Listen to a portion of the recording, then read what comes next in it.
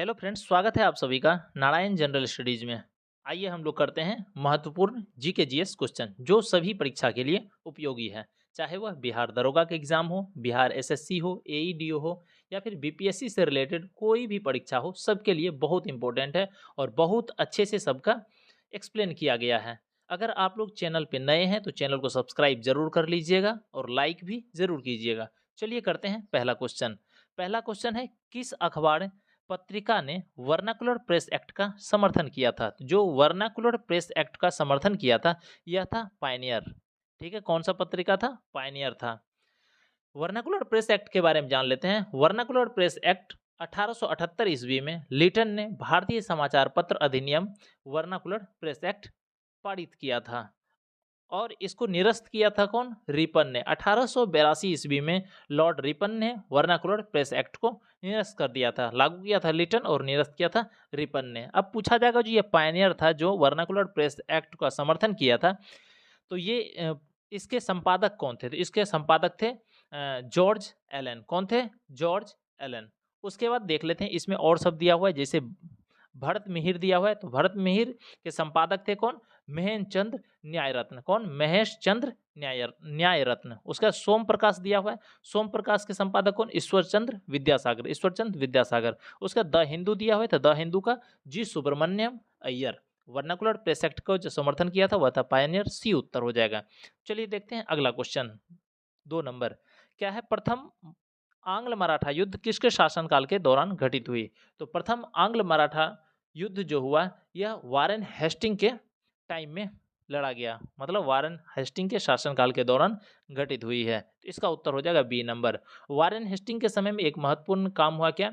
उच्चतम न्यायालय की स्थापना की गई कलकत्ता में सन 1774 ईस्वी में, याद रखिएगा। और कुछ कुछ के बारे में याद कर लेते हैं, जैसे कॉर्नवालिस दिया हुआ है, तो कॉर्नवालिस अस्थाई बंदोबस्त इसके समय में आया। ठीक है, और भारतीय सिविल सेवा भी इसी के समय समय में आया, कॉर्नवालिस के समय में। यहाँ दिया हुआ है लॉर्ड वेलेजली, तो वेलेजली के समय में सहायक संधि लागू किया गया। ठीक है, चलिए अगला देख लेते हैं तीसरा क्वेश्चन। तीसरा है, उस्ताद मंसूर किसके दरबार में प्रमुख चित्रकार थे? तो उस्ताद मंसूर जो थे यह किसके दरबार में थे? तो यह जहांगीर के दरबार में थे। इसका उत्तर हो जाएगा सी नंबर। चलिए अगला क्वेश्चन देख लेते हैं। क्या है? द्वैतवाद सिद्धांत के प्रतिपादक कौन थे? तो द्वैतवाद सिद्धांत के प्रतिपादक थे माधवाचार्य। इसका उत्तर हो जाएगा बी नंबर। चलिए अगला क्वेश्चन देख लेते हैं, 5वां नंबर। 5वां नंबर है, दीवान ए कोही विभाग की स्थापना किस शासक ने की थी? तो दीवान ए कोही विभाग की स्थापना जो की थी यह कौन किए थे? यह किए थे मोहम्मद बिन तुगलक। ए इसका उत्तर हो जाएगा। मोहम्मद बिन तुगलक दीवान ए कोही विभाग की स्थापना की। अब पूछा जाएगा दीवान ए कोही विभाग जो था यह किससे रिलेटेड था, किससे जुड़ा था? यह कृषि विभाग से जुड़ा हुआ था दीवान ए कोही। मोहम्मद बिन तुगलक के बारे में जान लीजिए। इसको पागल, सनकी, रक्त पिपासु राजा कहा जाता है।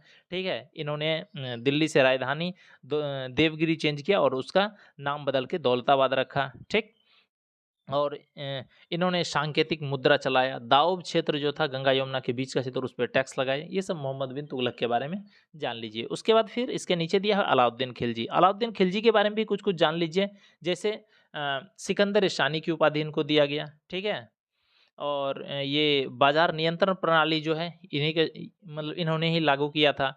दाग और हुलिया प्रथा, मतलब घोड़े को दागने और सैनिकों का हुलिया बना करके रखने या फिर अलग हुलिया पहचान के लिए बना के रखने का जो प्रचलन इन्होंने ही शुरू किया था, दाग और हुलिया प्रथा। ठीक है, इसके पास अस्थाई सेना था और इन्होंने नगद वेतन देना शुरू किया। अस्थाई सेना रखने वाला पहला शासक अलाउद्दीन खिलजी था और नगद वेतन भी देने वाला। उसके बाद इधर देख लेते हैं बलबन। बलबन के बारे में जान लीजिए। बलबन जो था यह सिजदा और पैबोज लागू किया था। ठीक है, मतलब ये पैर को चूमना और नमन करना, मतलब सिजदा करना। नौरोज त्यौहार ये स्टार्ट किया था। जो इल्तुतमिश चहलगानी का स्थापना किया था, चहलगानी बनाया था। ठीक है, ये चहलगानी को खत्म किया था। लौह एवं रक्त नीति को बलबन अपनाया था। ये सब बलबन के बारे में है। उसके बाद फिर देख लेते हैं फिरोज शाह तुगलक के बारे में। फिरोज शाह तुगलक ऐसे शासक थे जिन्होंने ब्राह्मण पे सबसे पहले जजिया लगाया। ठीक है, सिंचाई कर, सिंचाई के लिए टैक्स लेना शुरू किया। दीवान ए खैरात, दीवान ए बंदगान, ये सब ये चालू करवाए। ठीक है, उसके बाद देख लेते हैं 6ठा नंबर क्वेश्चन। 6ठा नंबर क्वेश्चन है, लोहार वंश का संस्थापक निम्नलिखित में कौन था? तो लोहार वंश का संस्थापक जो था यह था संग्राम राज। बी इसका उत्तर हो जाएगा। चलिए देखते हैं अगला क्वेश्चन 7वां नंबर। क्या है, किस विद्वान ने बिंदुसार को 16 राज्यों का विजेता बताया है? तो कौन बिंदुसार को 16 राज्यों का विजेता बताया है? तो यह जो तारानाथ थे, यह बिंदुसार को 16 राज्यों का विजेता बताए हैं। उसके बाद अगला देख लेते हैं, बृहदेश्वर मंदिर कहाँ स्थित है? तो बृहदेश्वर मंदिर स्थित है कहाँ पर? तंजौर में। इसका उत्तर हो जाएगा बी नंबर, बृहदेश्वर मंदिर तंजौर में है। बाकी कांचीपुरम में कैलाश मंदिर है, एलोरा में भी कैलाश मंदिर है, याद रखिएगा। ठीक है, इसको कैलाशनाथ मंदिर कह सकते हैं कांचीपुरम में, और कैलाश मंदिर एलोरा में है, याद रखिएगा। चलिए अगला देख लेते हैं 9वां नंबर क्वेश्चन। 9वां नंबर क्वेश्चन क्या है, निम्न में से कौन सा वेद कन्याओं की जन्म की निंदा करता है? तो कन्याओं की जन्म का जो निंदा करता है यह है अथर्ववेद। ठीक है, अथर्ववेद सबसे बाद में लिखा हुआ वेद है। ठीक, इन्होंने इसमें जादू टोना, वास्तुकला, पाखंड, इस सब के बारे में बताया गया है। ठीक है, और इसमें सामवेद के बारे में जान लीजिए, संगीत का जनक कहा जाता है सामवेद को। यजुर्वेद के बारे में जान लीजिए, इसमें जो है पूजा अर्चना करने की व्यवस्था, तरीका के बारे में यजुर्वेद में बताया गया है। और सबसे पुराना वेद और सबसे पहला वेद जो है यह कौन सा है? तो ऋग्वेद है। ठीक है, और इसमें 1028 सूक्त है, 10 मंडल है, याद रखिएगा। चलिए अगला देख लेते हैं 10वां नंबर क्वेश्चन। 10वां नंबर क्वेश्चन क्या है, वैदिक काल में जीवन भर अविवाहित रहने वाली महिला को क्या कहा जाता था? तो वैदिक काल में जीवन भर अविवाहित रहने वाली महिला को कहा जाता था अमाजू। इसका उत्तर हो जाएगा सी नंबर। इसमें दिया हुआ है ए नंबर में कुटनी। कुटनी वह होता था जो देह का व्यापार करता था। ठीक है, जिसको वैश्या कह सकते हैं, उसको उस समय में कुटनी कहा जाता था। आगे देख लेते हैं, किस ग्रह का विशिष्ट गुण उसके चुंबकीय क्षेत्र का होना है? तो जो विशिष्ट गुण उसके चुंबकीय क्षेत्र का होना है यह है बुध ग्रह का। इसका उत्तर हो जाएगा बी नंबर। चलिए अगला देख लेते हैं 12वां नंबर क्वेश्चन। 12वां नंबर क्वेश्चन क्या है, भूमध्य सागर का प्रकाश स्तंभ किस ज्वालामुखी को कहा जाता है? तो भूमध्य सागर का प्रकाश स्तंभ जो कहा जाता है यह कहा जाता है स्ट्रोम्बोली ज्वालामुखी को। इसका उत्तर हो जाएगा डी नंबर। ठीक है, चलिए अगला देख लेते हैं। अगला क्वेश्चन क्या है, आसवान बांध किस नदी पर स्थित है? तो आसवान बांध जो है यह नील नदी पर स्थित है। इसका उत्तर हो जाएगा बी नंबर। ठीक है, उसके बाद फिर कांगो नदी के बारे में जान लीजिए, यह भूमध्य रेखा को 2 बार काटती है। लिम्पोपो नदी जो है इसके बारे में जान लीजिए, यह मकर रेखा को 2 बार काटती है। ठीक है, और एक याद रखिएगा, कर्क रेखा को 2 बार काटने वाली जो है भारत में माँ ही है। चलिए अगला देख लेते हैं 14वां नंबर, कौन सी नदी कृष्णा की सहायक नदी है? जो कृष्णा की सहायक नदी है वह है, इसमें देख लेते हैं, मूसी है, ठीक, कोयना है, दूध गंगा है। 1, 2 और 3 ये तीनों जो है कृष्णा नदी की सहायक नदी है। तो इसका उत्तर हो जाएगा बी नंबर। यहाँ दिया हुआ है जलांगी। तो जलांगी नदी जो है किसकी सहायक नदी है? तो याद रखिएगा ये किसकी, हुगली की सहायक नदी है। ठीक है, चलिए अगला देख लेते हैं 15वां नंबर क्वेश्चन। क्या है, भारत में सर्वाधिक वर्षा किस मानसून के कारण होती है? तो भारत में सर्वाधिक वर्षा जो होती है यह दक्षिण पश्चिम मानसून के कारण होती है। ए इसका उत्तर हो जाएगा। अगला क्वेश्चन देख लेते हैं 16वां नंबर। 16वां नंबर क्या है, पड़ोसी देश बांग्लादेश के साथ कितने भारतीय राज्य सीमा साझा करते हैं? तो पड़ोसी देश बांग्लादेश के साथ जो भारतीय सीमा साझा करता है वह है टोटल 5। 5 राज्य जो है वह बांग्लादेश के साथ बाउंड्री शेयर करता है, सीमा साझा करता है। पूछा जाएगा उसका नाम क्या सब है? तो उसका नाम याद रखिएगा, पश्चिम बंगाल, असम, मेघालय, त्रिपुरा, मिजोरम, ये पांचों याद रखिएगा। चलिए अगला देखते हैं 17वां नंबर क्वेश्चन। क्या है, भारत तथा चीन के मध्य मैकमोहन रेखा का निर्धारण किस वर्ष किया गया था? तो मैकमोहन रेखा का निर्धारण भारत तथा चीन के मध्य में किया गया था 1914 ईस्वी में। 20 का उत्तर हो जाएगा। चलिए अगला देखते हैं 18वां नंबर क्वेश्चन। क्या है, शिमला तथा मनाली का क्षेत्र हिमालय की किस श्रेणी के अंतर्गत आते हैं? तो शिमला तथा मनाली क्षेत्र जो आता है हिमालय के लघु हिमालय के श्रेणी में आता है। डी इसका उत्तर हो जाएगा। अगला देख लेते हैं 19वां नंबर क्वेश्चन। क्या सीमा सुरक्षा बल की स्थापना किस वर्ष की गई थी? तो सीमा सुरक्षा बल की स्थापना की गई थी 1965 ईस्वी में। इसका उत्तर हो जाएगा सी नंबर। अगला क्वेश्चन 20वां नंबर देख लेते हैं। क्या है, प्रायद्वीपीय भारत निम्न हिम युगों में से किस युग में हिमनीकृत हुआ था? क्वेश्चन फिर से सुनिएगा, 20वां नंबर।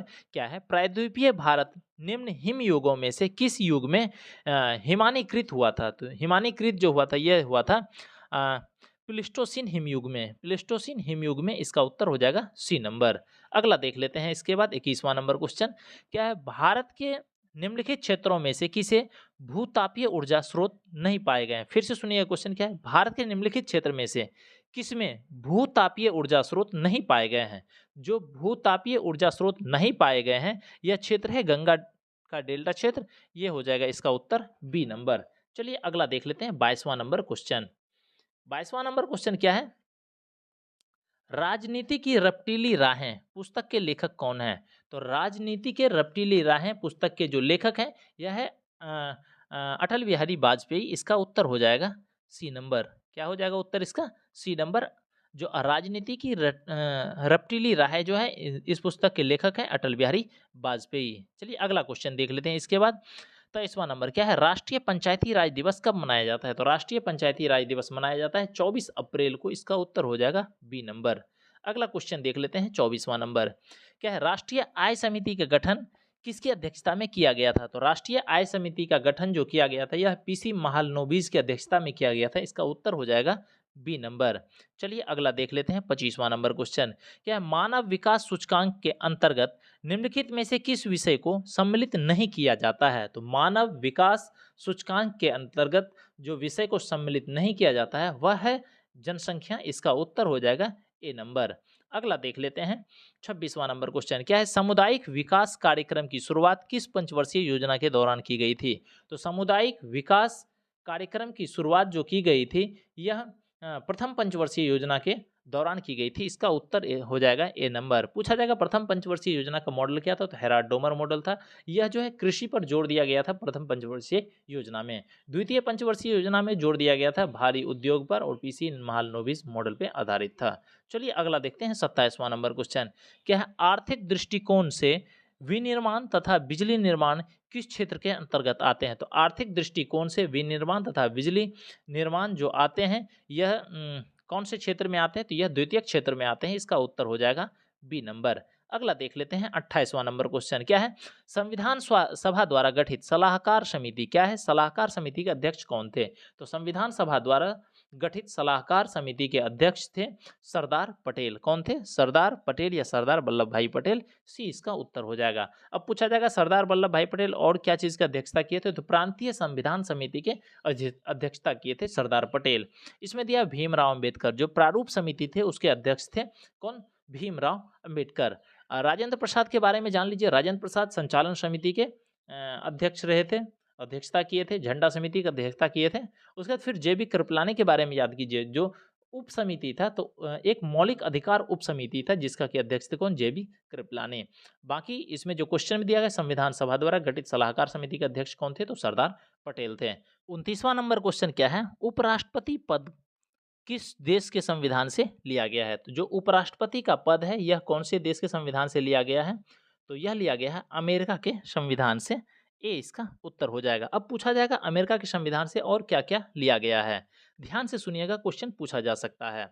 अमेरिका के संविधान से लिया गया है प्रस्तावना, मौलिक अधिकार, न्यायिक पुनरावलोकन, संविधान की सर्वोच्चता, न्यायपालिका की स्वतंत्रता, महाभियोग, उपराष्ट्रपति पद या फिर वित्तीय आपात। ये सब अमेरिका के संविधान से लिया गया है। उसके बाद बी नंबर में दिया है रूस। तो रूस के संविधान से क्या लिया गया है? तो मौलिक कर्तव्य का प्रावधान जो है यह रूस के संविधान से लिया गया है।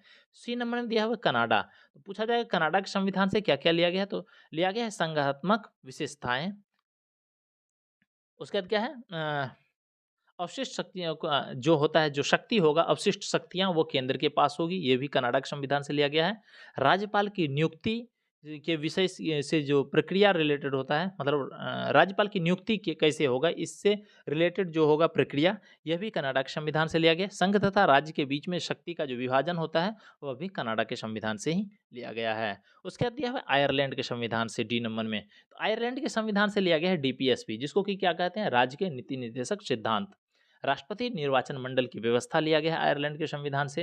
राष्ट्रपति द्वारा राज्यसभा में साहित्य, कला, विज्ञान व समाज सेवा इत्यादि के क्षेत्र में व्यक्ति का मनोनयन जो होता है वह आयरलैंड के संविधान से लिया गया है। अगला देख लेते हैं 30वां नंबर क्वेश्चन। 30वां नंबर क्वेश्चन क्या है? विधायकों तथा सांसदों द्वारा ली जाने वाली शपथ या प्रक्रिया ली जाने वाली शपथ या प्रतिज्ञा का प्रारूप किस अनुच्छेद में वर्णित है? फिर से सुनिए क्या है? विधायकों तथा सांसदों द्वारा ली जाने वाली शपथ या प्रतिज्ञा का प्रारूप किस अनुसूची में वर्णित है? तो यह तीसरी अनुसूची में वर्णित है। इसका उत्तर हो जाएगा बी नंबर। तो देख लेते हैं टोटल कितने अनुसूची है। टोटल 12 अनुसूची है और याद कर लीजिए 12 अनुसूची के बारे में हम एक बार ध्यान से बोल देते हैं, आप लोग सुनिएगा, ठीक है। जिसमें पहला अनुसूची के बारे में क्या बताया गया है, तो पहला अनुसूची के बारे में बताया गया है राज्य तथा पहला अनुसूची में है राज्य तथा केंद्र शासित प्रदेश का उल्लेख किया गया है। दूसरा अनुसूची में वेतन बताया गया है, जो राष्ट्रपति है, ठीक है, उपराष्ट्रपति है, प्रधानमंत्री, ये सब का जो वेतन सब है, सभी के वेतन के बारे में दूसरी अनुसूची में बताया गया है। जो क्वेश्चन पूछा गया है शपथ या प्रतिज्ञा, तीसरी अनुसूची में है शपथ प्रक्रिया। उसके बाद फिर चौथी अनुसूची में राज्य तथा केंद्र शासित प्रदेशों में राज्य प्रतिनिधि द्वारा प्रतिनिधित्व का विवरण। राज्य तथा केंद्र शासित प्रदेश में जो राज्यसभा के प्रतिनिधि होगा उसका विवरण दिया गया है चौथी अनुसूची में। पांचवी अनुसूची में दिया अनुसूचित क्षेत्र या अनुसूचित जनजाति क्षेत्र के प्रशासन और नियंत्रण के बारे में उल्लेख किया गया है पांचवी अनुसूची में। छठी अनुसूची में भी यही बताया गया है, जो अनुसूचित क्षेत्र या अनुसूचित जनजाति क्षेत्र के प्रशासन और नियंत्रण के बारे में। लेकिन इसमें कुछ राज्य दिया गया है, ठीक है, असम, मेघालय, त्रिपुरा और मिजोरम राज्यों की जनजाति क्षेत्र के प्रशासन के बारे में जो उल्लेख है वह छठी अनुसूची में बताया गया है। सातवीं अनुसूची में बताया है केंद्र तथा राज्य के बीच में शक्ति का बंटवारा जो है यह सातवीं अनुसूची में बताया गया है। जैसे 3 शक्ति है, इसमें शक्ति का बंटवारा किया गया है 3 सूची में। संघ सूची है जिसमें 100 विषय है, जिसमें केंद्र उसमें संघ कानून बनाया गया, संघ उसमें बदलाव कर सकता है। उसके बाद राज्य सूची है जिसमें 61 विषय है, उसमें राज्य के लोग उस सूची में बदलाव कर सकते हैं, कानून बना सकते हैं। तीसरा है समवर्ती सूची जिसमें 52 विषय है, दोनों मिलकर के कर सकते हैं। उसके 8वीं अनुसूची में 22 भाषा के बारे में उल्लेख किया गया है। 9वीं अनुसूची में जो है यह लैंड रिफॉर्म के बारे में बताया गया है और यह संविधान के पहला संविधान संशोधन जो था 1951 में पहला संविधान संशोधन हुआ, उससे 9वीं अनुसूची को जोड़ा गया। 10वीं अनुसूची में दल बदल के बारे में बताया गया है, जिसको एंटी डिफेक्शन लॉ कहते हैं। यह 52वां संविधान संशोधन के तहत 10वीं अनुसूची जोड़ा गया। उसके बाद 11वीं अनुसूची में पंचायत के बारे में बताया गया है, जो 73वां संविधान संशोधन के तहत जोड़ा गया है। और पूछा जाएगा पंचायत के लिए कितने विषय आवंटित किया गया है जिसपे वो कार्य कर सकते हैं, तो 29 विषय है। उसके बाद फिर 12वां नंबर अनुसूची में बताया गया है नगर पंचायत या शहरी क्षेत्र में जो शासन प्रणाली होगा, नियंत्रण प्रणाली होगा, उसमें 18 विषय बताया गया है। यह 74वां संविधान संशोधन के तहत है। इस तरह से सभी अनुसूची हम बोल दिए, आप लोग ध्यान से एक बार सुनिएगा, ठीक है। चलिए अगला देख लेते हैं 31वां नंबर क्वेश्चन।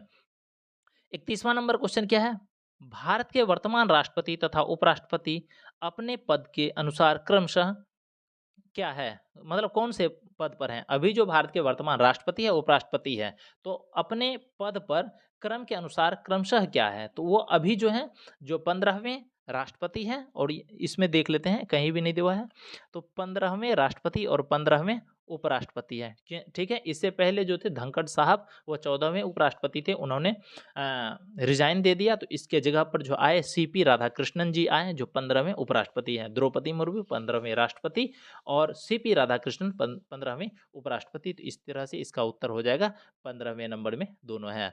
चलिए 32वां नंबर क्वेश्चन देख लेते हैं। 32वां नंबर क्वेश्चन क्या है, भारत में किसी राज्य को विशेष राज्य का दर्जा किस फॉर्मूले के आधार पर दिया जाता है। तो भारत में जो राज्य को विशेष राज्य का दर्जा दिया जाता है वह गाडगिल फॉर्मूले के आधार पर दिया जाता है। इसका उत्तर हो जाएगा डी नंबर। अगला देखते हैं 33वां नंबर क्या है, भारतीय संसद की औपचारिक स्थापना कब हुई। तो भारतीय संसद की औपचारिक स्थापना जो हुई वह 31 मई 1952 ईस्वी को हुई। इसका उत्तर हो जाएगा सी नंबर। चलिए करते हैं इसका 34वां नंबर क्वेश्चन। 34वां नंबर क्वेश्चन क्या है, पंचायती राज संबंधी प्रमुख समितियों में किसका मिलान गलत है। तो ये देख लेते हैं किसका मिलान गलत है। सबसे पहले दिया हुआ है बलवंत राय मेहता। तो बलवंत राय मेहता जो है यह 1957 में है, बिल्कुल सही है। उसके बाद फिर दिया है अशोक मेहता। अशोक मेहता 1970 सही है। जीवी के राव ये भी 1985 सही है। उसके बाद एल एम सिंघवी। तो एल एम सिंघवी जो है यह समिति जो है 1988 लिखा हुआ है, ये गलत है। 1988 नहीं, यह 1986 ईस्वी में आया था, ठीक है। तो हमारा उत्तर जो है सही मिलान नहीं है, वह डी नंबर हो जाएगा। 1988 लिखा हुआ है, इसमें 1986 होगा। और ये सभी समिति जो है यह सभी पंचायती राज से संबंधित रखती है, ठीक है। अगला देख लेते हैं 35वां नंबर क्वेश्चन क्या है, चीन का राष्ट्रीय खेल निम्नलिखित में क्या है। तो चीन का राष्ट्रीय खेल जो है वह है टेबल टेनिस, बी इसका उत्तर हो जाएगा। अगला देखते हैं 36वां नंबर क्वेश्चन। 36वां नंबर क्वेश्चन क्या है, भारत ने ओलंपिक में पहली बार स्वर्ण पदक कब जीता। तो भारत ने ओलंपिक में पहली बार स्वर्ण पदक जो जीता वह हॉकी में जीता था। तो इसमें 1900 ईस्वी दिया हुआ, ये नहीं होगा। याद रखिएगा आप लोग 1948 ईस्वी में। कब, 1948 ईस्वी में हॉकी में पहली बार स्वर्ण पदक जीता था, ठीक है, इसके बाद देखते हैं, चलिए 37वां नंबर क्वेश्चन। 37वां नंबर क्वेश्चन क्या है? किसी जीवित शरीर के भीतर कोशिका या ऊतक की मृत्यु को क्या कहते हैं? किसी जीवित शरीर के भीतर कोशिका या ऊतक के मृत्यु को कहते हैं नेक्रोसिस। इसका उत्तर हो जाएगा बी नंबर। क्या कहा जाता है? नेक्रोसिस कहा जाता है। अगला देखते हैं 38वां नंबर क्वेश्चन क्या है? प्रकाश संश्लेषण के दौरान प्रकाशीय ऊर्जा किसमें परिवर्तित होता है? तो प्रकाश संश्लेषण के दौरान प्रकाशीय ऊर्जा जो परिवर्तित होता है यह रासायनिक ऊर्जा में होती है। इसका उत्तर हो जाएगा बी नंबर। अगला देखते हैं क्वेश्चन क्या है? निम्नलिखित में कौन ग्रीन हाउस गैस का उदाहरण नहीं है? तो ग्रीन हाउस गैस का जो उदाहरण है पहले ये सब जान लीजिए।